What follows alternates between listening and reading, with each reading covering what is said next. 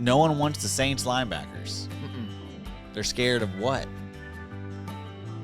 Scared of a lot of things, but football related. It's the IDP show, now you know.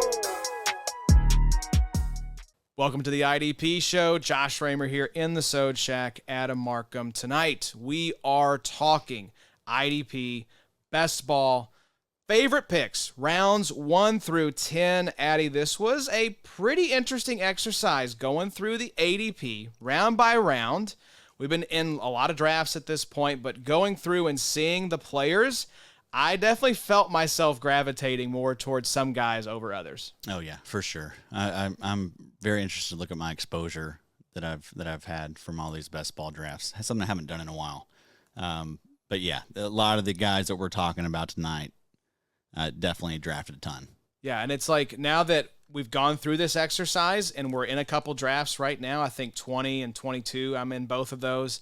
And as soon as we get to those rounds, I'm like, look, there's Kenneth Murray, there's Azeez Al-Shaair, there's so on and so forth that we'll be talking about tonight. Yeah, a lot of these guys we're going to be talking about the ADP of them in this episode. I don't think it's going to be that case moving forward. Yes, I wanted to get this episode in now because I feel like we could probably do this episode again in August, and it will look a lot different. So welcome in. We are going to tonight try to help you all draft the best possible IDP best ball team. We've got drafts going all the time. IDP Madness will be kicking off here, I think, mid-July we're looking at, Addy. Yeah. Getting that rolling. So that'll be a little bit different format, so we'll do some stuff around that as well to get you all hyped up and prepared for IDP Madness. But 144 teams last year. that's right, 12 leagues, each with 12 teams. Maybe so we do more this year. Maybe. We'll just probably see. gonna put up some of our own money. I think so. We'll see how much. I don't know how much we can put up without getting into the legal, side of things. We're putting up $20,000. Okay, so we are definitely going to get in trouble financially and legally. So come over and join us. Make sure you join. Win a bunch of money. But no, this is, we were saying before we got on mic, the best way to sharpen your sword in the offseason is just a draft. Analyst or player, whatever. If you want to be ready for your redraft leagues, your dynasty startup drafts, there is no better way. You just got to be in them streets, Addy. You got to be drafting. There's no other way to do it. Got to do it. You got to do the work. That's where it goes from the lab to the field. You got to have both, right? If you really want to be an expert in something, you got to do both. You got to get out of the lab, which we love spending time in the lab. We love being there. In the lab a lot. You're in the lab pretty much 24/7. Yes. But you're also in the field drafting. And so tonight, we are going to cross the streams, essentially. These are picks that we are making in our drafts, but the way we've structured this episode, these are our favorite picks from rounds 1 through 10 of IDP-only best ball drafts going on right now from our ADP, available for paid supporters over at theidpshow.com. Adam and I have gone through rounds 1 through 10 as the ADP sits right now. We're recording this on June 20th. And we've picked out our favorite players. Adam, I think you actually have some of your least favorite picks for each round as well. Yeah, I started that. I don't think I finished it, but we had some least faves in there. And that's important as well. If you want a good article on players to fade and guys to target instead, Eric Harm's debut article dropped today, theidpshow.com. Eric's one of those, when we talk about the most locked-in drafters on the planet, he is one of the guys that we are talking about, and he just so happened to drop a fire-ass article over on theidpshow.com. Free to read. Check it out. 5 fades and who you should target instead. So we'll talk a little bit about players that we don't like in each round, and guess you could consider them fade candidates. So, Addy, let's jump into it here. Let's not dilly-dally any further, and let's jump into round 1. And I think we ended up with different players in each round. Maybe you were trying to go different than my picks, or maybe we just naturally ended up there. Yeah, no, I didn't want to pick Didn't want to steal the thunder. Want to give them their money's worth. That's right. So we're going to have 20 players essentially tonight, our favorite 20 players from the first 10 rounds of IDP drafts. Let's kick things off in round number 1. Addy, for me, there's that block of 6 edge rushers, right? At the beginning of the drafts, we saw it last year. It's pretty much stayed the same. And so I wanted to go a little bit past that. And with my first pick, which is Danielle Hunter, edge rusher, Houston Texans, sitting at 109. I honestly don't see a big drop-off between him and the top 7 edge rushers, which would be T.J. Watt, Micah Parsons, Max Crosby, Myles Garrett, Aiden Hutchinson, and I believe Josh Allen is probably edge 6 maybe. So I don't see a big drop-off between those guys and Danielle Hunter. Now, I think you could make the case that Josh Allen, Danielle Hunter, great regression candidates, guys that maybe you should be fading because was the last season that we just saw the best season they're ever going to have. I think for me, what gives me a little bit of optimism with Danielle Hunter, he's in a new situation, awesome coaching staff, got the bag. You have Will Anderson opposite him. This is the best setup he has ever had in his entire career. So I absolutely love Danielle Hunter at 109 because where you are there at 109, you have a shot at Fred Warner or Khalil Mack on the way back. Yes, please, Eddie.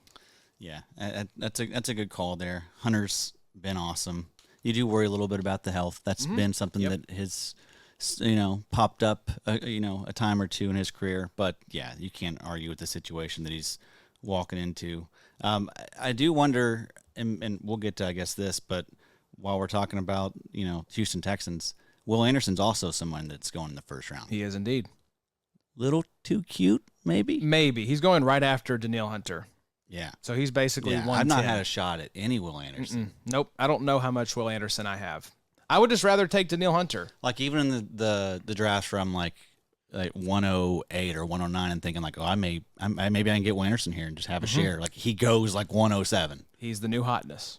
Everyone wants some Will Anderson. They do. Yeah, so the top 7 edge rushers off the board, T.J. Watt, Max Crosby, Nick Bosa. That's who we were missing. Micah Parsons, Myles Garrett, Aiden Hutchinson, Josh Allen. So I like that top 7. Yeah, that's the top 7. And I agree. And then Hunter, I would lump him in with Hutchinson and Josh Allen and Danielle Hunter. And do you think Will Anderson's in that second tier with those 3 guys, or is he the start of his own tier after Danielle Hunter? I don't know. We see Will Anderson go above Khalil Mack. That's a little. I think I'd rather have Khalil Mack. I think so too, but it's one of those deals where like you don't have to do that because people are fading Khalil Mack for whatever reason, Yep. Like I just picked him up at second round. Maybe it was like 202, but. Still, I've seen him go like 205, 206. I think I saw him go in the third round in one of these drafts. He did indeed, yeah. So he is sitting as 201, 202, 203 right now. Yeah. So I would just much rather have him over Will Anderson, I think, at this point. I think so too. I do love Will Anderson, but I just want to see. Like a season of him balling out. You're projecting. Yes. Dude's got to basically average like 15, 16 points per game. That's one and hell of a year. He could, yeah.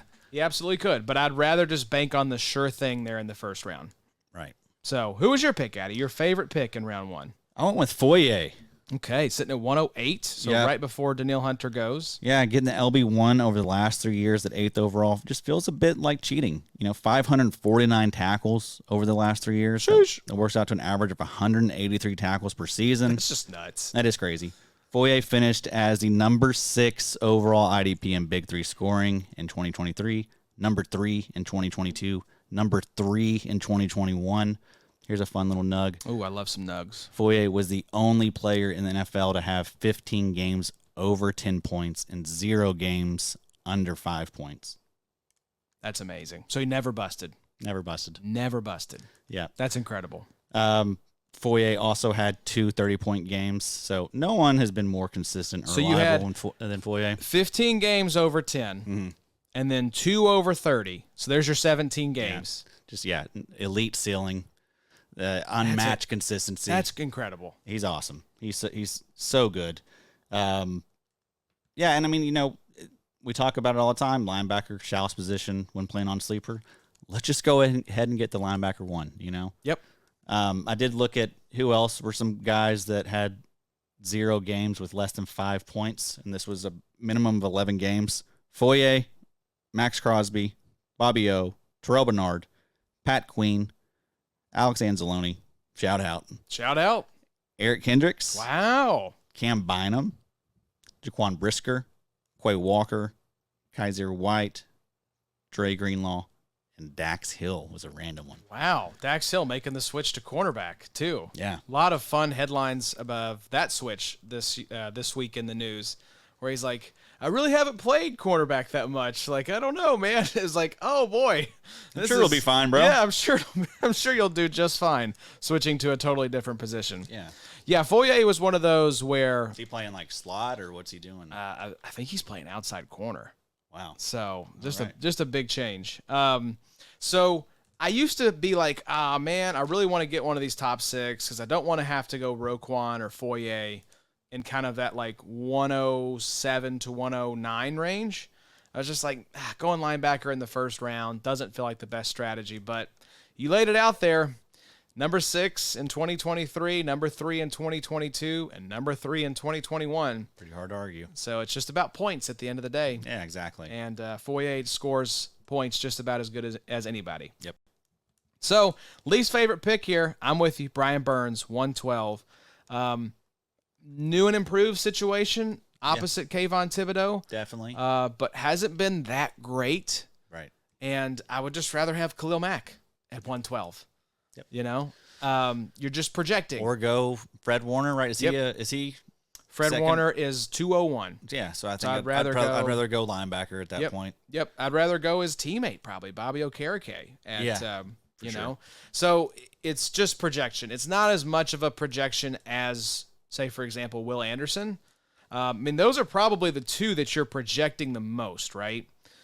Because, I mean, you could argue Aiden Hutchinson is, I think he has fully broken out. I think he has established himself as an elite IDP. I think the way he finished last year. Exactly. If you were paying attention, I think you've seen what you need to see. But yeah, Will Anderson, and to a lesser extent, Brian Burns. Just because. Yeah, I mean, like his best season was like I think 15.4 points per game. So it's just like that's pretty good. That's really good. That's fine. But it's not like elite or anything that I really want to chase at that point. And also just like the new situation and the fact that it has been a couple of down years since that season he had. I just I don't want to overreact. I think he'll be like he's a great like mid-second round pick. Yes, exactly. I'm totally fine with that, but you're never going to get him there probably. Yeah. So I just don't want to take an unnecessary risk in round 1. Although maybe we'll get him there. I noticed Nick Bolton, 3rd round in the one we did today. Yes, he was. People had just heard you. People listening. People listening. People tuning in. Let's go to round 2, though, Addy. My favorite pick from this round was Ernes Jones, 209.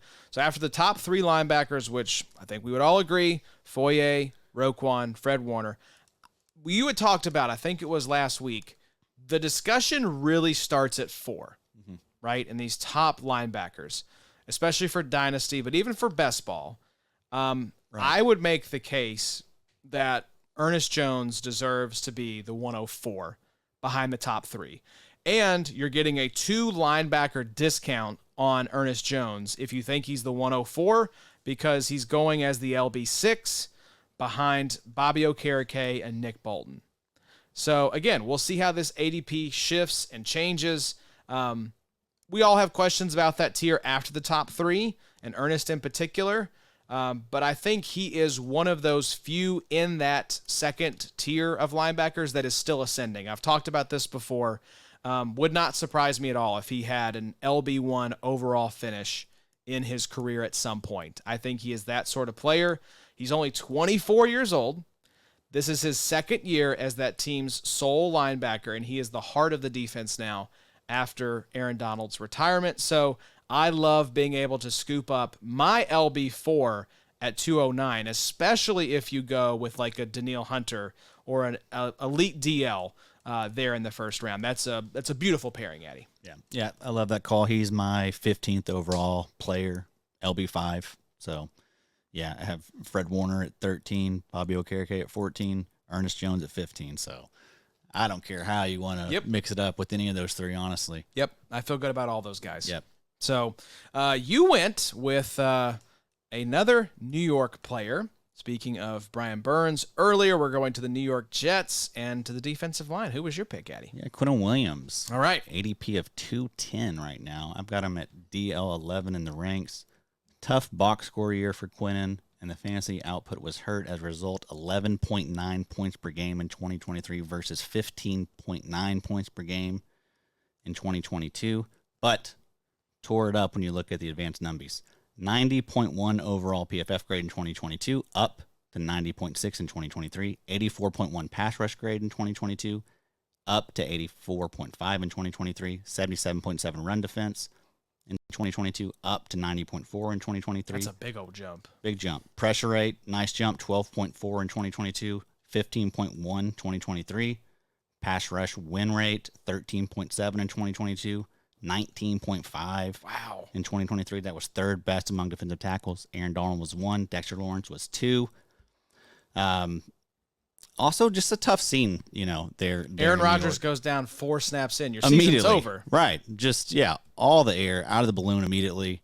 That's a tough thing to recover from. And also, it just completely changes, the flow of these games that they were going to be in. This was an offense that was going to be good and was going to maybe put up points. And so, teams are going to have to do the same, put points up, and that means a lot more throwing the ball. That means, a lot more pass rush snaps for these defensive linemen. So I think maybe we get to see that, in 2024 if Rodgers can stay healthy. Are you optimistic about the Jets? I just have this sort of sneaking suspicion that it's last year was the year for the Jets. And in typical Jets fashion, it blows up in their face. And this just kind of feels like the year after where it's I guess we'll do this again. We'll just kind of run it back with Rodgers coming off a shredded Achilles. Yeah, it's not great. I'm hot take. I don't know. Maybe. I just kind of feel like this Jets season is not going to go the way Jets fans hope it will. I could see that. Definitely. 6 or 7 win team. Rodgers is yapping on Pat McAfee. It's drama going into mid to late November. I don't know. I think everyone's all right, just let's just take a redo. Let's just do a mulligan. And I was I don't know that it works that way. That defense was insanely good last year. Yeah, it's a lot. It all rides on Rodgers. Yep. And 40 years old, coming off Achilles. At an ayahuasca retreat in Europe somewhere right now. Right. Just a spacey weirdo. Yeah. On Tucker Carlson saying the government's looking at him through his webcam. What a weirdo. What a weirdo. But I think Big Q was just one of those. We talk about so much of D-line production especially. It's just fluky. It comes down to luck. Sometimes the sacks fall your way. Sometimes they don't. Right. Yeah, that's all it is. And the dude's entering the prime of his career. That defensive line is really, really good. Got a lot of young pieces around him with upside, Jermaine Johnson could take a step. Will McDonald's been looking pretty good in the little hype videos I've been seeing about him. Hassan Reddick's kind of being a weirdo. He's being weird. He'll hopefully get it together. He said he was going to report for camp regardless of the contract situation. He's psych, not going to be there. So that is some bad vibes right now at a Jets camp. But that is, I am a little hopeful just because if Rodgers can be okay. Yeah. Average. That's a good team. It is. That defense is very, very good. They'll be able to carry that team to some wins. If Rodgers had played all of last season, that's a playoff team. Oh yeah, no doubt about it. So I just wonder potentially. Yes, I just wonder but now now he's not Rodgers anymore. Now he's 40, coming off one of the most devastating injuries a player can have. That's not what they signed up for. Nope. So we'll see. And how engaged? Yeah, it would be one hell of a story. Are you rooting for it? I kind of want to see it go bad just for the drama, but I know some Jets fans. I want them to have happiness as well at some point, but it just seems like maybe it's never going to happen. So let's go round 3, Addy, and kick this one off with you. Who was your favorite pick? We're going back to the linebacker here in the 3rd round. I'm going Patrick Queen. Okay. I got him as LB11, 13.9 points per game in 2023. That was LB21. And then 15.1 points per game in 2022. That was 10th best among linebackers. So slightly down year in 2023, but not enough for me to be concerned. Also have to think, getting away from Roquan Smith, that's probably going to help the production out a little bit. PFF numbers improved every single year. 73 in 2023, 69.7 in 2022, 43.5 in 2021, 29.7 in 2020. Remember those days? We got all just it was a bad time there for Patrick Queen a little bit, you know. I think there's a lot of people still clinging on to that because I don't think Patrick Queen really gets the hype that he deserves, man. I mean, you know, the guy was bad the first 2 years. Okay, yeah. He was also like the youngest rookie linebacker we've ever seen, like one of them. He's still 24.9, and he's entering year 5.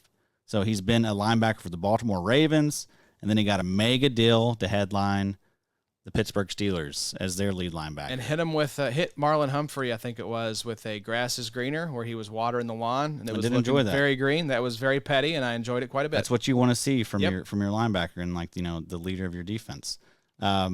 But, you know, despite all the fact that he Ravens linebacker, Steelers linebacker, like that's like linebacker heaven right there. That's royalty.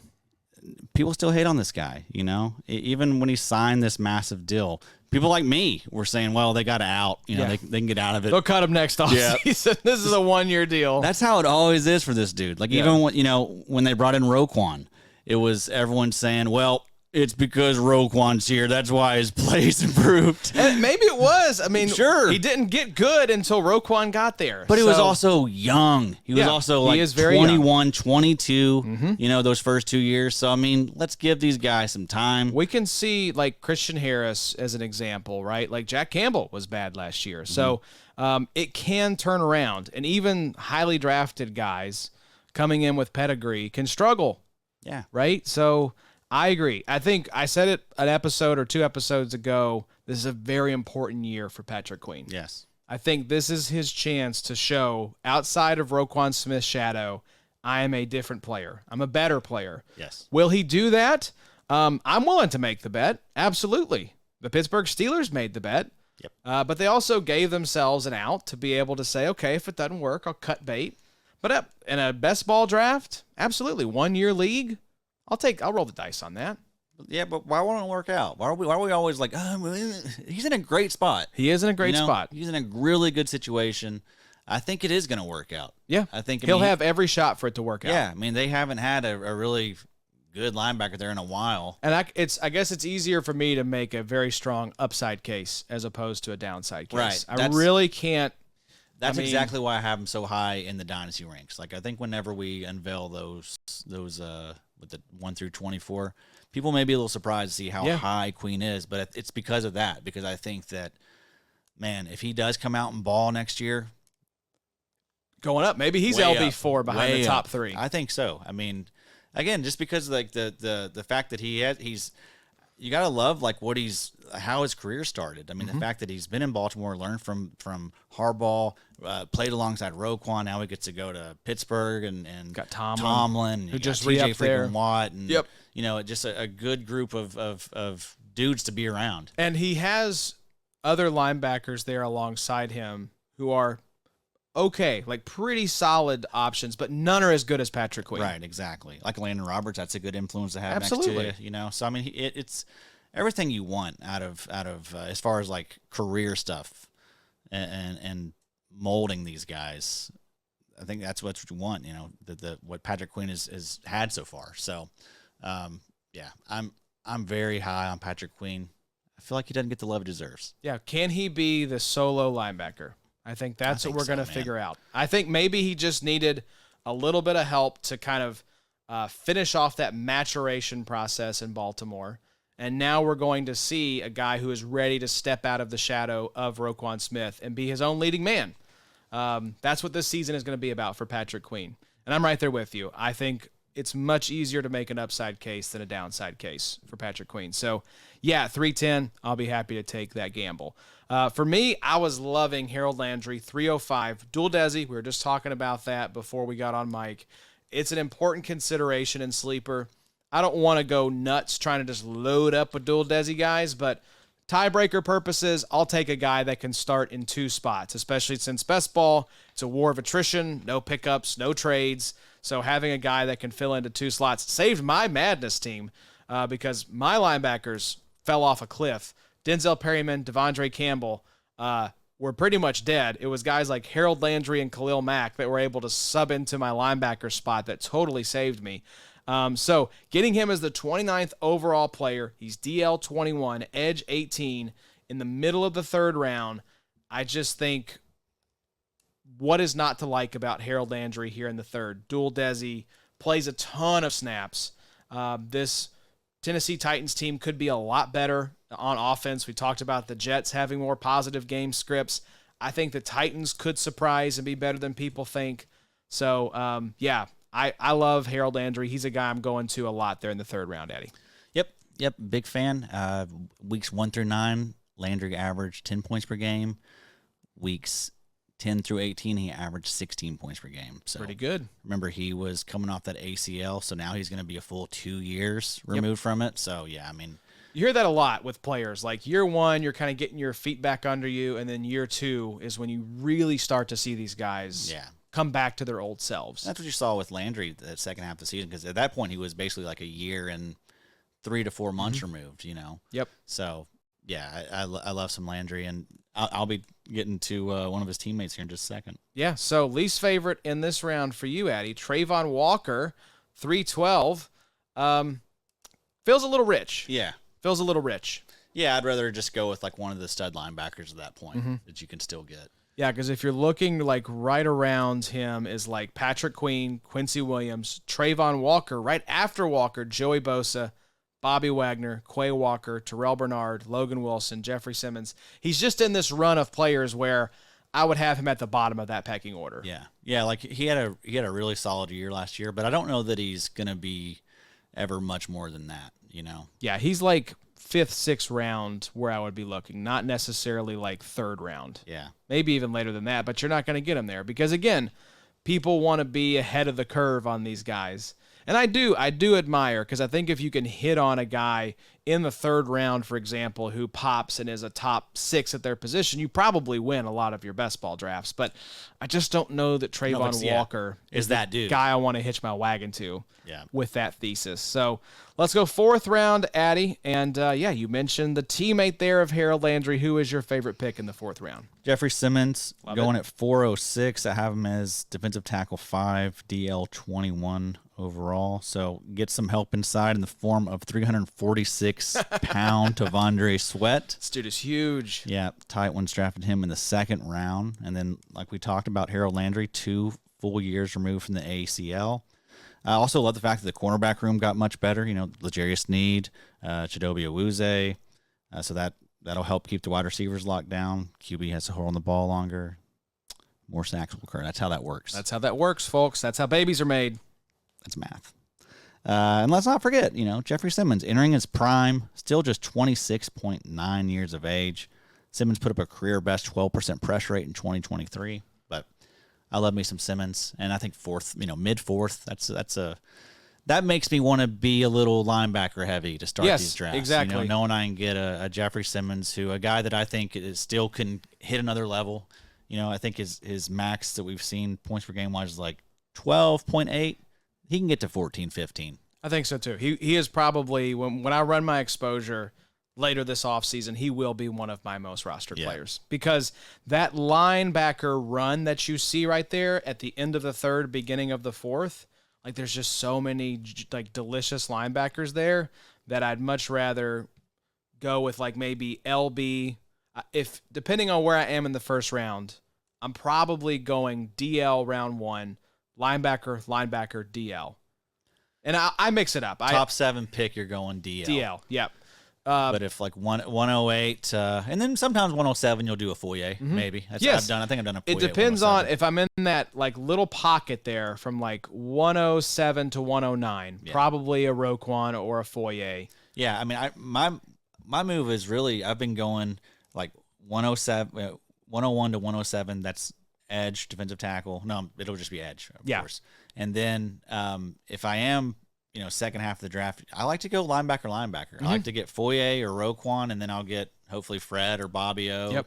That's typically how I like to start recently, at least. I think one of my drafts, it might have been Best Ball 22, I went, I think elite linebacker, and then Fred Warner maybe in the 2nd.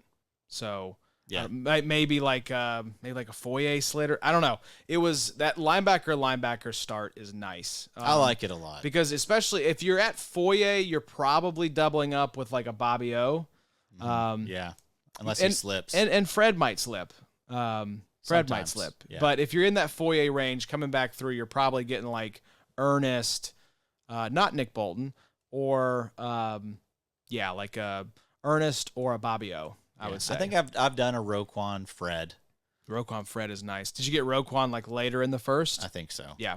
Because sometimes people will jump up and take these defensive linemen. Will Anderson, Hunter, sometimes Khalil Mack goes early. Because it doesn't take much to push these linebackers, to the. I mean, Roquan Smith is sitting at. No, you probably just took Roquan at ADP. He's sitting as the 111 right now. Yeah.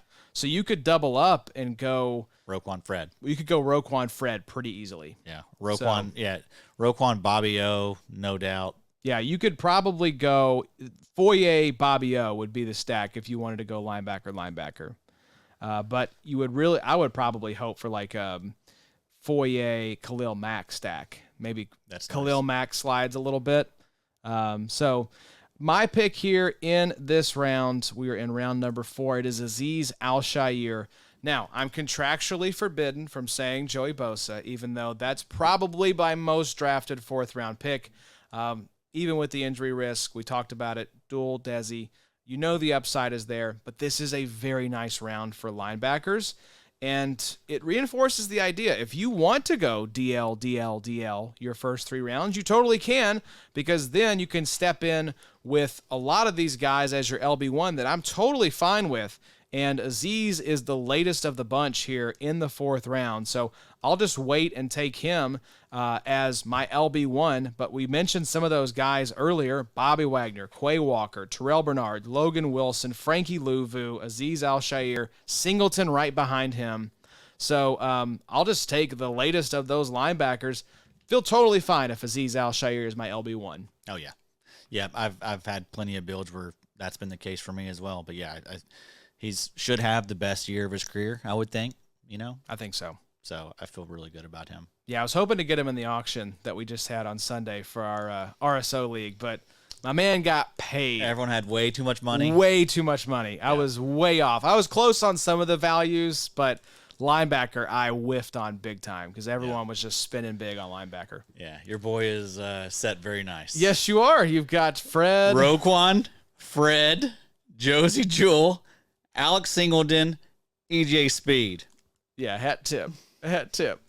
Your least favorite pick in this round, Addy, Carl Granderson. This was a guy that was available in our auction, and I was kind of kicking myself because I had him last year, and I was like, should we be back in on Carl? But why are you at 407 a little bit meh here for best ball? It's just rich. Yeah. I'd rather pivot and go linebacker. He's not someone that I've seen enough of. Yeah. It was really, last year was his really breakout season. And PFF numbers good, all that stuff good. But still, I need to see a little bit more before I go spinning a mid-4th in an IDP-only best ball. I mean, no. Well, I love to play the game of let's look right behind him and see if you want to go defensive lineman. Christian Wilkins. Yep. George Karlaftis. Yes. Yep. Bryce Huff. Maybe. I mean, I feel like he's going to have monster spike weeks. I think in I'd best rather ball. take the mystery box of Bryce Huff than Carl Granderson. Let's see. Jalen Phillips, I mean, that's a big old question mark. If you think he's going to be fine, then yeah, take him. But Dexter Lawrence, that's a little. I'm not taking a ton of Dexter Lawrence either. Yeah, though, I don't know. In that range, I like to hammer linebacker. Well, and Uchenna Nwosu is right behind That's Dexter a good one Lawrence. right there. I love that one. That's nice. That's a lot of fun. He's going too late. He is being very slept on. And then after that, you're getting into that range where I think you could make the case for Granderson going up against Josh Sweat, Boye Mafe, Sure. Ed Oliver, Dallas Turner, Jalen Carter. I like him in there better. Yes. That if you took And Granderson, that's like 6th round. yeah, if you just moved him down a little bit, you'd feel much better about it. Right. So let's move to round 5, though, and this is the beginning of my favorite linebacker stack. I actually just took this stack in best ball number 20 that we're in, after taking Azeez Al-Shaair, and you'll see why that's interesting here in just a second when we get to round number 6. But my favorite pick in round 5 is the perfect best ball target, in my opinion. It's Jeremiah Owusu-Koramoah going at 5'03". He has explosive upside that very few linebackers in the NFL possess. As we start to get some DBs sprinkled in there, I'll keep hammering linebacker, especially JOK. Remember, weeks 10 through 18, 19.13 points per game. I didn't do the sort and mess up your table, Addy, but I have a feeling 19.13 points per game at the linebacker position the back half of the season probably was number 1 in the league. Yeah, I think so. Pretty sure it was. Yeah. No player finished the season hotter than JOK. So you have Jordan Hicks there in kind of the Anthony Walker role. And if you want to just take Hicks much, much later, totally understand. But in best ball, this is one of these guys that I want to be in on. And, I mean, honestly, Hicks is kind of surging up. He is. And I think that maybe people are pumping the brakes a little bit on JOK. Let's see where Hicks is right now. So I just took him in the 6th round, I think. Okay. So he'll be up in the 7th round. JOK is a 5th round pick in this ADP. He is LB 42 right now for Jordan Hicks. Hicks is coming. Yep. But, I mean, I feel good about that there in the 5th round for JOK. When he was getting in, like, the 4th round, that's a little rich. Yeah. But 5th round feels nice. Yeah, I mean, if Hicks ends up being like a 6th round pick, 7th round pick, I mean, that's a little rich for him too. But I think both those guys are He has jumped up almost 30 rounds. Hicks. Not 30 rounds, 30 picks Hicks has since the post-draft. Yeah. I think we have 3 or 4 post-draft completed best ball drafts in here. He was 106 ADP pre-draft, post-draft 79.8. Yeah. So he's going to be awesome. 12 times 6 is 72, so that's like a 7th round pick. So if you're getting Hicks 2 rounds later, essentially, than JOK, I'd rather just take JOK in the 5th. Yeah. Because I think the upside. Now, if you would just want floor, Hicks, right? But I don't know, man. I've got a feeling we might view JOK very differently after this season. Yeah. So take both of them. Yeah, take both. Both of them are good values. We'll honestly. see here in just a second. Like I mentioned, a little bit of a tease. I don't mind taking an entire room depending on who it is. So you mentioned him just a second ago, Addy. Who is your favorite pick from round 5? Kingleton. Yes, sir. Alex Kingleton. Linebacker 9 for me, and I'm rising by the hour, mate. That you are. He may be linebacker 8 by the time this episode Maybe finishes. so. Talked about it last week a little bit, but this guy, absolute tackle machine, 4 straight years, over 100 tackles, career tackle rate of 17.4%, and he's gotten better every single year fantasy-wise. 12 points per game in 2021, 12.6 in 2022, 14.9 in 2023, and now he's a top dog. That's right. Who else is there? It's Cody Farton, Starton Barton. Right. Justin Sternad. Yeah, not really too worried. Jonas Griffith, is he still around? My name is Jonas Griffith. Maybe. I don't know. Drew Sanders is an edge with a torn Achilles now. I mean, no linebacker. You get that reference? You get the my name is Jonas Griffith? It's some band song. It's a Weezer song. There we go, Weezer. I knew it was one of those types of bands. Yeah. But yeah, I don't, as far as like Patrick Queen not having really any competition, Alex Singleton is the even further down the spectrum of no competition. Right. Like this guy could legitimately, no joke, get 200 tackles this season. I think so, man. It's in the range of outcomes. If he's playing 100% of snaps.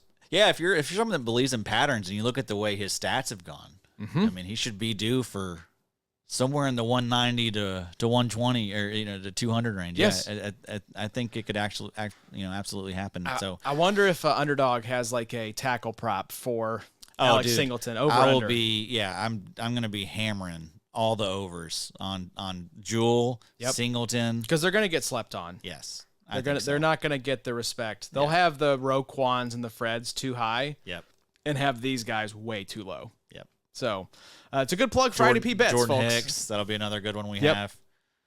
Yeah, I'll be parlaying all those. Yes, sir. So I love it. What's not to like about Singleton? Yeah.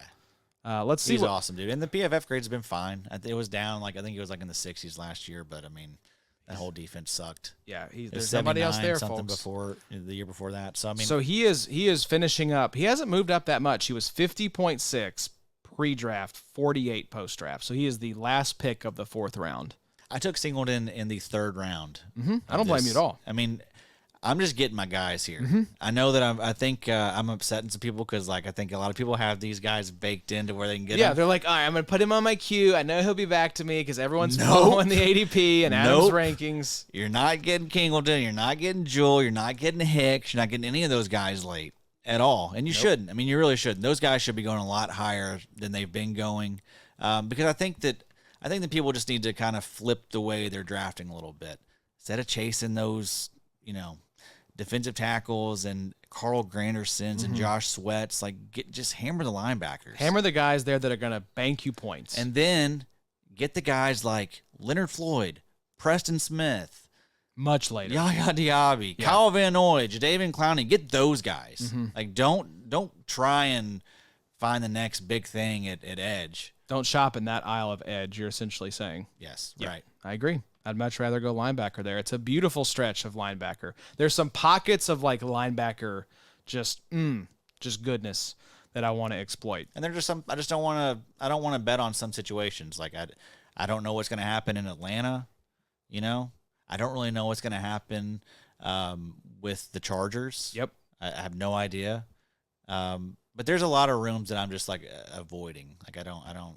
For me, Philadelphia probably falls That's into that another good category. one. I'm just Right. like, I don't want to be the one to figure that out. Yep. The Baltimore linebackers, the Baltimore Ravens second linebacker situation. Yeah, I haven't really been in a spot to get any Trenton Simpson. Yeah, if I want to take I'd rather take Jordan Hicks. Yeah, Just give me Jordan Hicks over. Or if you want to just take a stab at it, just take Harrison later. Yeah. Take him in the whatever. I don't know if I believe that either, though.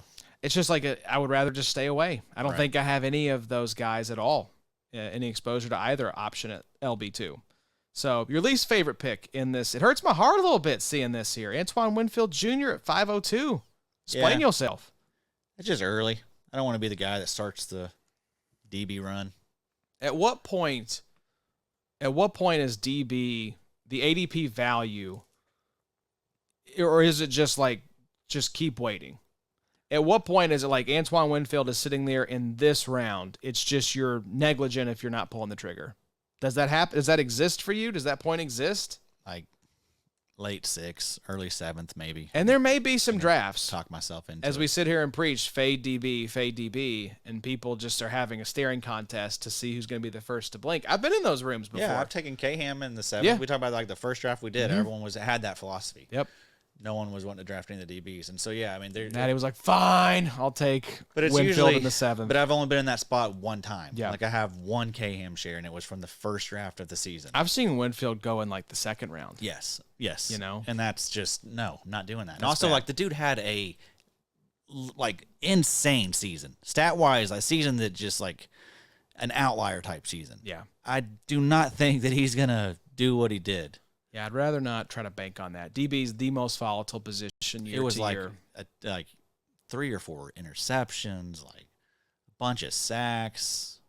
No, we're not going to bank on that happening. I mean, he's the type that he does it. He's done it a lot, but at last year's level was just a whole nother level. It's possible that might be the best season we ever see from Antoine Yeah, Winfield. I think so. I think so. He's a great sell candidate. Yes, absolutely. So round 6, your favorite pick is the Las Vegas linebacker, not double D, RS. Who are we talking about? Robert Spillane. There we go. Another guy just crushed it last year, 14 points per game. And then like, the linebackers around him is Divine Diablo, Jan, and then Tommy Eichenberg. Who you're into. I am into him. I do, because I think that maybe Spillane could move on.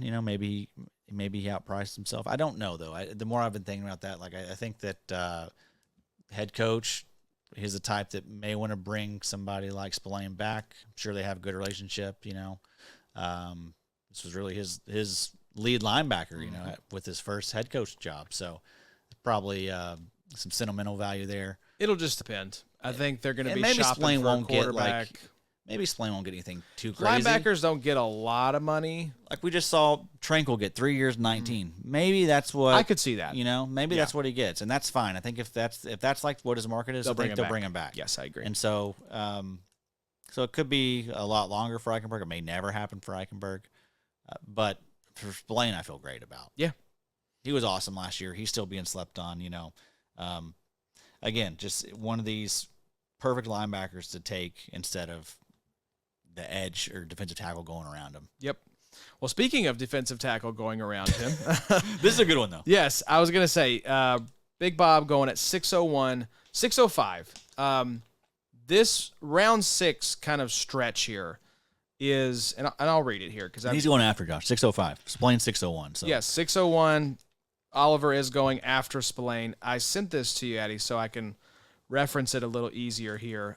So round 6, this is where I really start to feel the cliff in terms of like the elite IDP assets, right? Because you look at the previous round, you've still got some pretty nice names. We mentioned a lot of those sexy linebackers in round 5. Singleton, JOK, Levante David, CJ Mosley. You have the safeties starting to get mixed in there. Tremaine Edmonds is in there. So you're like, that round, we're feeling pretty good. You get to round 6, Big Bob Spillane, Foye Oluokun, Devin Lloyd, Dallas Turner, Ed Oliver, Jalen Carter, Christian Barmore. So a run of 3 straight defensive tackles there. Greg Rousseau, Jared Verse, Derwin James, Devin White, Leatu Latu. This is the round where you start to feel the cliff a little bit. Still plenty of value. Big Bob Spillane, great example. But things are getting a lot less chalky here. I think this is where your drafts are going to start to break down and splinter a little bit from ADP and consensus because we have a ton of D tackles. We have all 3 rookie edge rushers going off the board in the 6th round. Ed Oliver will be on my list along with Jeffery Simmons of favorite targets, especially in this range, because we know what to expect from Big Ed. Solid floor, 12.8 points per game in 2023, and that ceiling potential is there. He had 4 games with 20-plus points last season, and I would expect him to get 65 to 70% of the snaps again. He was at 68% last year, so Ed Oliver is one of those few defensive tackles left on the board. Well, I feel pretty confident in what I'm going to get from this guy. Oh, yeah. Yeah, we loved Big Ed last season, love him this season, but ADP is a little bit higher. Yeah. But yeah, I mean, I think I'd much rather have Ed over like Dexter Lawrence. Probably a lot of the defensive tackles going in his range. Even Christian Barmore, I know that he's been kind of sneaking up there lately. But yeah, he's literally 2 down from Ed Oliver. So Ed is D tackle 7, Jalen Carter D tackle 8, Christian Barmore D tackle 9. Jalen Carter's getting a little sweet. It's kind of like the Will Anderson thing where it's like, we love these guys, especially for Dynasty. I don't know that I want to pay sticker price for them going into year 2, right? For my best ball teams. So not sure how big the leap is going to be from year 1 to year 2. Think it'll be better, but it was like 8 points per game in year 1 for Jalen Carter. Like, what's it realistically going to get it to? Is it going to get to like 14, 15? Probably not. Probably more in like the 10 to 11 range, which is good. Which we want to see it. The guy's young as hell. But still, not necessarily who you want to be taking. You don't want to overdraft him. Yeah, we'll talk about some guys later on, but Jonathan Allen and Deron Payne. Those are great values. Sitting here at D tackle 12 and 13. I got Payne in the 10th round, the one we're doing. Look at this. You got Allen at 12, Payne at 13. Few picks later, Javon Hargrave at 14. It's like, I don't want to shop in that stretch up there with some of these more younger up and coming regression candidates. Yeah, right. Derek Brown getting 100 tackles. I don't know that I necessarily want to bank on that. I'd rather just scoop up the value on guys that are like bounce back candidates. So, Addy, this was interesting and similar to Eric having his favorite player Cooper DeJean as a fade in his article. One of your favorites, your least favorite pick here from the 6th round. Who is it? Dallas Turner. Okay. 604. Sorry, Dallas. I think we've talked about it quite a bit. I think you can expect maybe a slow start from Turner. He's going to need a little bit of seasoning. Dude is young as hell. We've talked about that a lot, I mean, also he has a hard ass for a head coach. You also have Johnson Grenard, Van Ginkel there. That's the thing, man. It's like just the capable veterans in front of this guy. And they just gave him some nice deals, both of those guys. Yep. So I think it's, I don't think that we're going to see 800, 900 snaps from Dallas Turner year 1. So that's just rich. 604. He went in the 9th round and the one we have currently going on.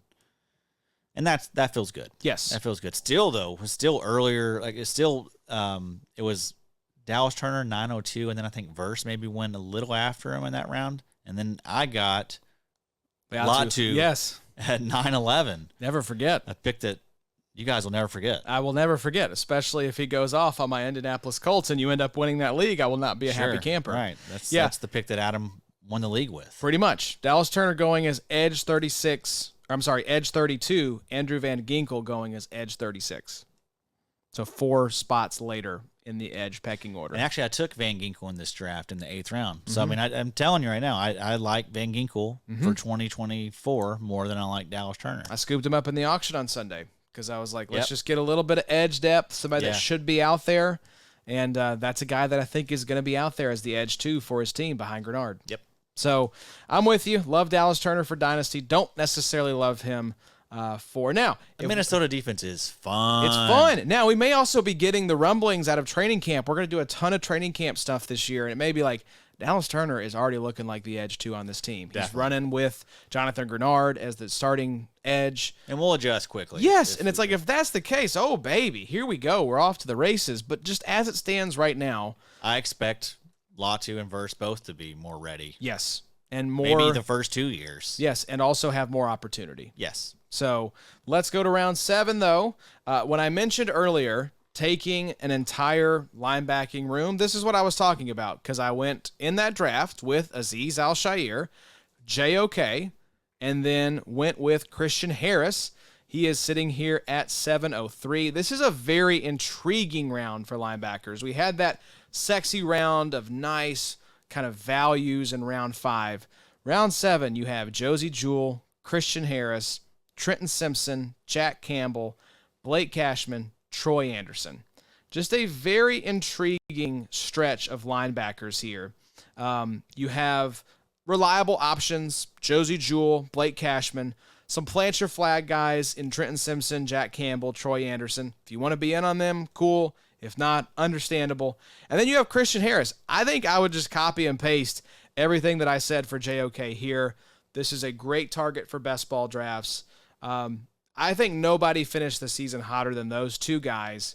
I think Christian Harris went off like 30 points in round 1 of the playoffs. He was insane. He was a beast. Yeah. Absolute beast for the Texans round 1, but 14.2 points per game weeks 10 through 18. Yeah. So if you want to double up and go Azeez and Christian Harris, I think that's fine. I have no problem grabbing 2 guys from the same room if I feel as good about them as I do about Azeez and Christian Harris. Yeah. I think it's those 2. I don't think Henry 2020202 is going to be. Oh, hold on. Let me reset you. Hold on. Okay, you're good. Are you back? Oh, no. May have to do a hard reset here, folks. Give me just a sec. But no, I don't think it's going to be Henry To'o either. I don't know who else is there to really push. Maybe some Christian rookies, Harris. maybe some UDFAs or so. Yeah, It's Christian Harris, good about guys. both. Just watch ball at the end of the season. This dude was a maniac. Yeah. And why? Oh, well, then why did they bring in Azeez Al-Shaair? Because he played for D'Amico Ryans in San Francisco. Yeah, and he uses 2 linebackers. And Blake Cashman is gone. Yeah. So who is the other linebacker? And Denzel Perryman is gone too. Yes, Remember, exactly. they had all those guys playing last year. Yep. So we got even less cooks in the kitchen now. Yeah, the ambiguity is totally gone for me. It's Azeez Al-Shaair and it's Christian Harris. I think D'Amico Ryans has his version of Fred Warner and Dre Greenlaw. Yeah, and this defense is going to be good. Yes, right? it is. It's going to be very good. Like these linebackers don't have to be like studs. Like they'll be good. I feel great about both of them, but I mean, they got good stuff all around them. So this is a really good unit. And 2 young linebackers. You want to talk about a team that could knock off the Chiefs?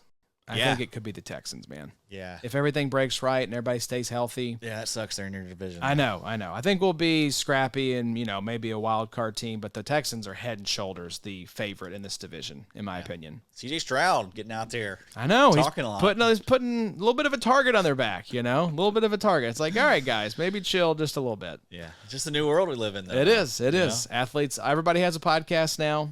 Yep. They just give any idiot out there with a microphone a podcast. So, hey, how you doing? Your pick, I just mentioned it here a second ago, your favorite pick of the 7th round, clocks in at 7:01. Who is it, Addy? Josey Jewell, the outlaw, of course. Of course. If I pull up his player Pro Football Reference page, is that going to be his nickname on there? Yeah. The outlaw? I'm gonna do it right now while you're talking. 100%. That's his. That's Okay. his, confirmed. Yeah, he's my linebacker 19. So his ADP is 701 right now. But yeah, linebacker 19. Have him as IDP overall 44. So you have to love the fact that he reunites with Ezra Evero. You know, best year of Josey Jewell's fantasy career came in 2022 when Evero was DC in Denver. Josey Jewell averaged 16.9 points per game. That was fourth best among all linebackers, and he racked up 9.8 tackles per game. That was fifth best among linebackers. So expect more of the same in Carolina. You know, that's a Carolina defense that's not very good. Nope. So It's a Carolina team that's not very good. right. So I mean, should be ample opportunity there for Josey Jewell. Did you find the nickname? I'm still looking. I'm pretty sure it's Pro Football Reference that has the crazy nicknames on there, but Oh yeah, you can just. I mean, you can Google that. Just one. Google the That's old That's outlaw. a known one. that's a known one. I will say the Josey Jewell, you mentioned he's your 44th overall player going as post-draft 64 overall. So you're getting a 20-pick discount on this guy. So Yeah, I took him. I think in the 6th round. Mhm. The one we did 6th or 7th round. traded to get him in our main Dynasty League as well. I did. You're Yes. loving some Josey Jewell. Yes. Yeah, I think he's just gonna have a monster season. Being slept on. Yeah, it was a big contract in there. So Let me pull up that because that's a fun. It's very relevant to what we got going on tonight. what's that? This draft that Oh, yes. that we're in. Number 20. Yeah, number So, 20. yeah, how Josey Jewell got the nickname The Outlaw. How did the Outlaw get his nickname? That's fun. Okay, so I took Josey Jewell in the 5th. Oh, man. 5'11". You were really getting your guys. I'm shooting my shots. I'm Let's do it. planting some flags. So, yeah, Josh Allen at 111, Khalil Mack at 202, Alex Singleton, 311, Look at you. Patrick Queen, 402, A lot of these guys we're talking about tonight, folks. Josey Jewell, 511, Jordan Hicks, 602. Are we talking about Hicks here in just a second? Yeah. Blake Cashman, 711. Good spot, Good 711. spot. Good spot. 802, Andrew Van Ginkel. 911, not the best spot. Latu, and I still haven't got his name down. Nope. You're working on it, though. You're getting better. You're trying Deron your Payne, best. 1002. That I felt a little bad about that one. I was like, what are we doing here, guys? Why is he available? Josh Metellus, 1111, who now has the linebacker tag on Sleeper. So that's the only reason I drafted him this early because, I don't normally do that stuff. Insert he can't keep getting away with it meme. I will keep getting away with it. Yes, he will, folks. And then I took the boy, Keyshawn Nixon, at 1202 just because of the kick return stuff. Kick Like, return stuff is a he's cheat code. awesome. We saw his snap percentage, I think he was in the 60 to 7% range last year. So I mean that is cheat code material right there. So I'm gonna take a couple of DBs that I think we got the LB tag in Metellus, bit of a cheat code. We got the cheat code with Keyshawn Nixon. And then I'm gonna sit out probably till I'll draft a DB again in the 21st, 22nd round. He's got a bad heart, folks. Bad heart. Hey, You can do this too, guys. Yes, you you can can. It's do it. all out here for you. Adam's having to swerve off his own rankings to be able to get the guys he believes in because everyone's just like, all right, Adam has this guy next, and then this guy, and then this guy. So round 8, though, Addy, another delicious linebacker value for you this time in the desert. Who is your favorite pick of the 8th round? Yeah, Kyzir White, he is going at 804. He averaged 14 points per game in 2023. That was through 11 games, before he got hurt. And 8.2 tackles per game. So Arizona still has a weak linebacker room. Kyzir's only competition is Mac Wilson, Chris Barnes, and Owen Popo. This defense sucks. This is bad. This team sucks. Well, I mean, the offense could be good. kind of sick, maybe. Kyzir played 95% of the snaps in his 11 games last season, so I don't see the snap share changing that much. So, yeah, another guy, just load me up with him. Yeah, I think 14 points per game. He was on his way to, I think, was a an stud. LB1 type of, not overall, but like a top 12 linebacker type of finish before he got hurt. Yeah. Yeah, I mean, he's like one of the few vets in that locker room. That defense sucks. It's really bad. It's so bad. I don't know if there's even another Arizona player I am in the ADP. I am a little Zayvon Collins and B.J. Ojulari. B.J. Ojulari, which they're getting a little bit of hype. I saw but it's from like teammates. Like I saw Dennis Gardeck pumping him up a little bit. Yeah, here's the top. I like Dennis Gardeck a little bit. Yeah, he's the barbarian. Kyzir White, B.J. Ojulari, Zaven Collins, Budda Baker, Jalen Thompson, Darius Robinson, Dennis Gardeck, Mac Wilson, Owen Papu. And then you're getting into just nobodies at that point. Remember, these drafts go deep, guys. Yeah. This is 31 rounds. So that's a bad defense. That's a very bad defense. I mean, Kyzir White might be the best player that we If you want to be in on the offense, they're probably going to be in a lot of shootouts Yeah. because this defense is not going to be able to stop anything. Oh, yeah. Love me some Trey McBride this year. Mm-hmm. Love me some Marvin Harrison. Marv's going as a first-round pick in underdog drafts. I think that's maybe a little rich, but may not be. he could also just be like 1,400, 1,500 out the gate. You know. rookie year Justin Jefferson type of We stuff. just saw here. Puka just go nuts. Blow it up. Marv could do that. Yeah, he could. Sorry, Bob. Yeah, not to talk offense for too long here. But, round 8, we mentioned it earlier. It's Jonathan Allen.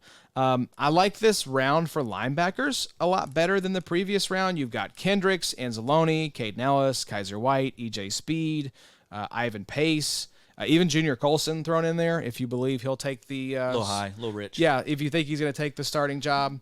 I'd rather just go grab Perryman if I want to get a piece of that Chargers room. But kind of like you, I'm just like, I'll just let somebody else figure it out. Jonathan Allen for me. There are so many linebacker values here, but my eyes just tend to drift toward Jonathan Allen because I've probably been sprinkling in a lot of linebackers from these previous rounds. So I want to float back to DL. Now, he was not great last year, 9.8 points per game, but I'm calling for a bounce back under new head coach Dan Quinn. Remember, Jonathan Allen was D-tackle 7 in 2022 with 13.85 points per game. So we have seen top-tier top 12 play from Jonathan Allen, and I think we're going to see it again. So especially if you're going linebacker heavy early in your build, this is a great target to bop back to. And you don't have to, like Addy said, skip that tier of up-and-coming defensive tackles and just scoop up the values on Jonathan Allen, Deron Payne, Javon Hargrave. So speaking of the next round, though, Addy, let's just keep it rolling here. Round number 9, you have a tie for your favorite pick. And it's a couple of your favorite linebackers. Couldn't choose. Just Don't ask me to do it. Picking your children. Sure. But who you got here? Demario Davis, 906. Jordan Hicks, 910. I talked a lot about Jordan Hicks last week, so I'm not going to, talk about him too much. But I will reiterate, hasn't finished worse than linebacker 29 in points per game over his last 5 years. So pretty good for Jordan Hicks. A little slept on. And then also slept on Demario Davis. He's averaging 115 tackles and 4.9 sacks over his last 7 seasons. Okay, I didn't realize until we talked about it last week, I think it was, and I went and looked to see where Pat Queen finished. I think he was LB 16 or 18 or somewhere in like that for Big 3 scoring. 13.9 points per game for Pat Queen. And Demario was LB 10. Yep. Now, that includes, like, the whole end of the season. But, yes, Demario was LB10. I was like, A, how did this happen? And, B, we have to let Adam stop getting this guy. Everyone just, I don't know what's been going on with everyone else. I mean, he's just really old. He's been doing this. You're just waiting for the fall off to happen. 7 seasons. Those averages, 14.6 points per game in 2023, 13.2 in 2022. 13.6 in 21, 14 points per game in 2020, 16 points per game in 2019, 14.4 in 2018, 16.4 in 2017. That's pretty good, Addy. So some very high numbers. Going as LB41, and you just had Hicks going as LB42.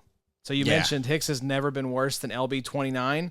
Well, you get a 13 spot difference in terms of his LB where he's being taken. And then Demario Davis, there's no reason why he should be 42 either, right? Yeah.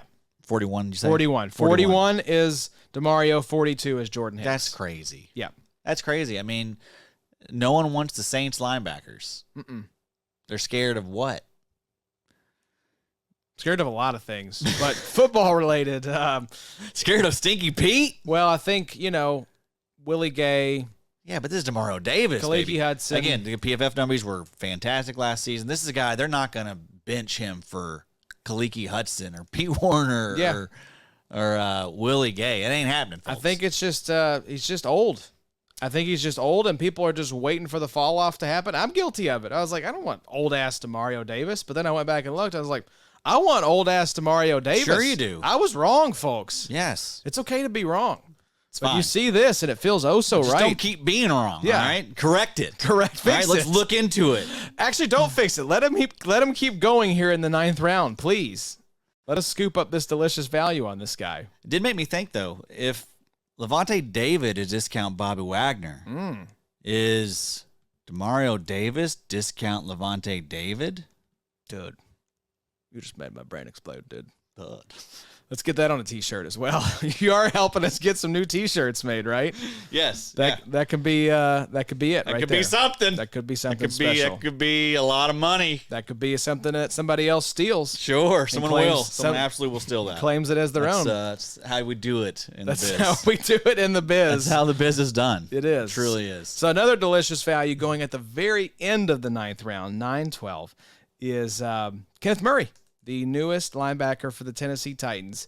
I don't really want to rely on guys in this range for DL help. That's why I'll be kind of shopping in the 8th round for Jonathan Allen, Daron Payne, because then you look in the 9th round, you have Hargrave, fantastic target, but then you have Jonathan Cooper, Yaya Diaby, Malcolm Kuntz, Kobe Turner, Kwity Paye, Kalijah Cansey. I would just rather go with the linebackers here. It's not a matter of I don't like these DLs.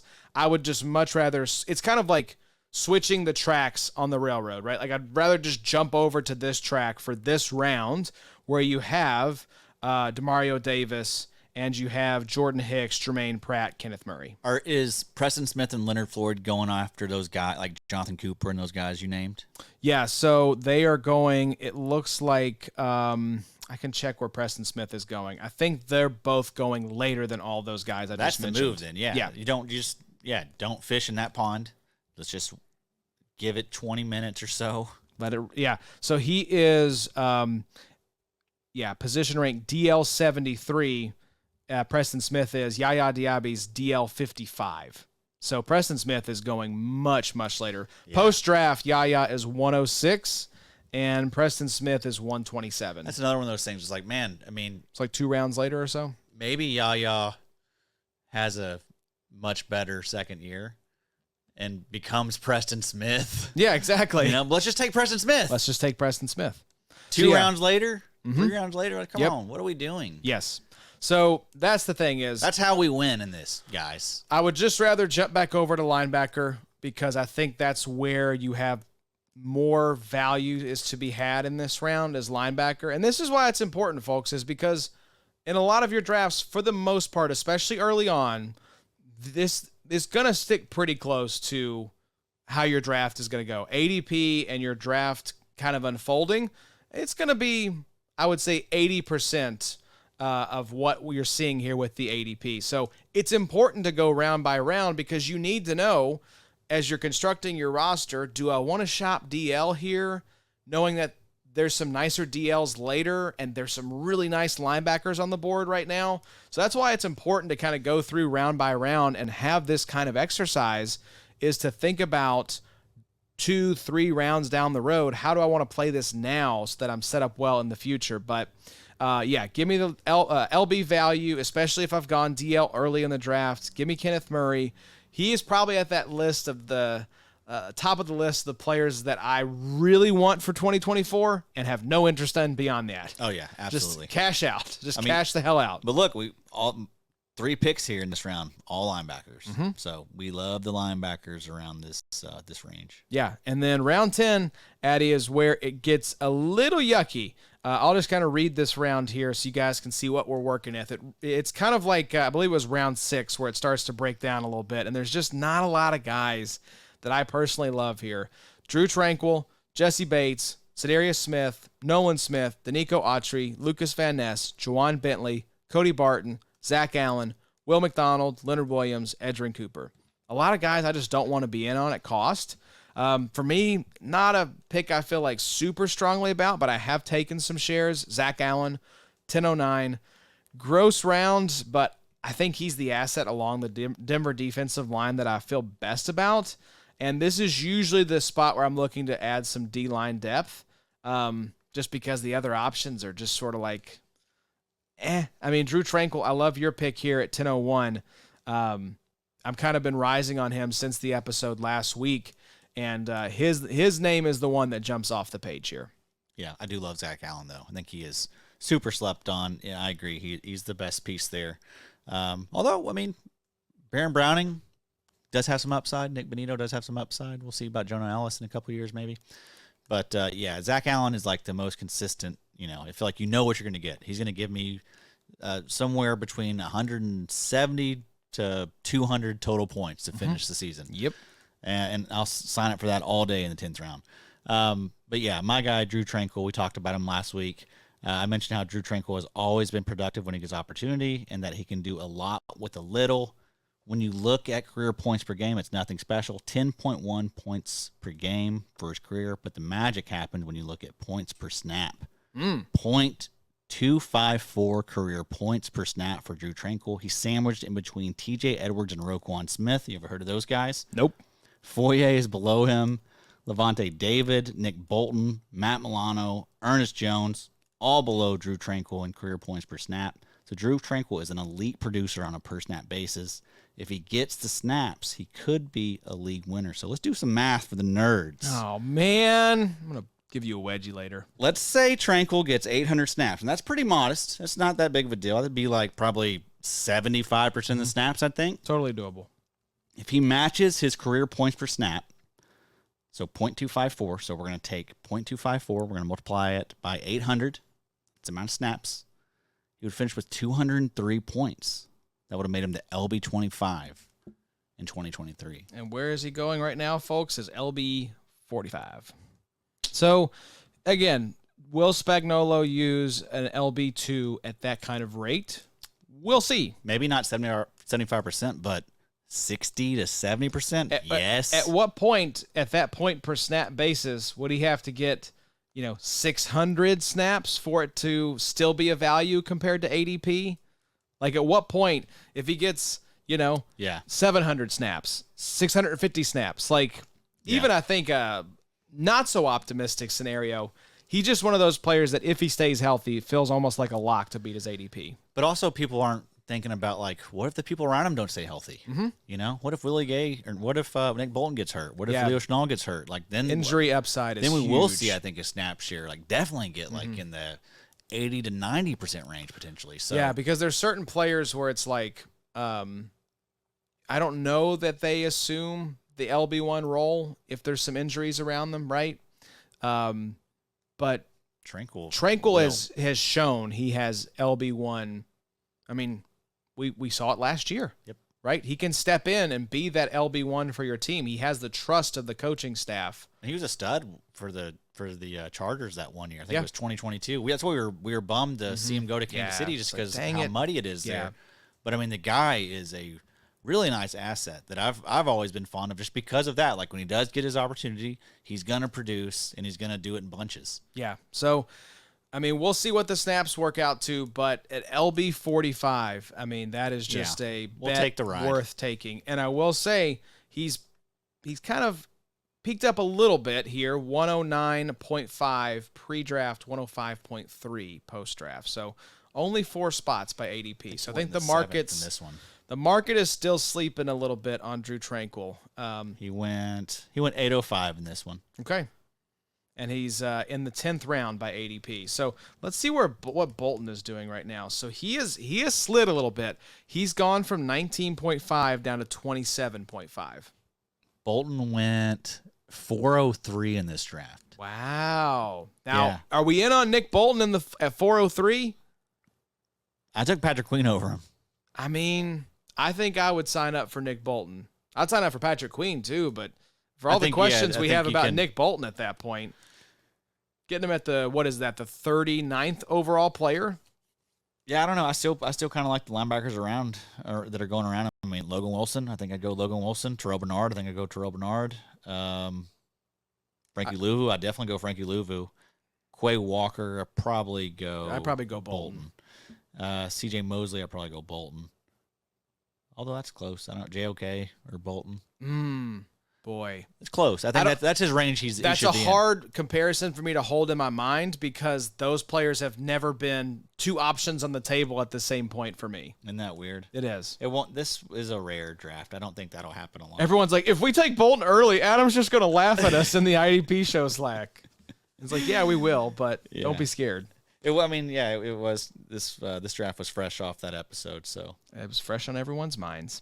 Well, thank you all for tuning in. Hope you enjoyed this episode. These were our favorite picks from round 1 through 10 of IDP best ball drafts. Like we were saying at the beginning of the episode, we're actually drafting these people too. Yes, I mean you can look at my roster from BB20 right now, and it follows this script pretty closely. So we'll do another installment of this, maybe looking at like rounds 11 through 20. Or we may wait until closer to the season and do rounds 1 through 10 again. That's where the money's made, rounds 11 through 20.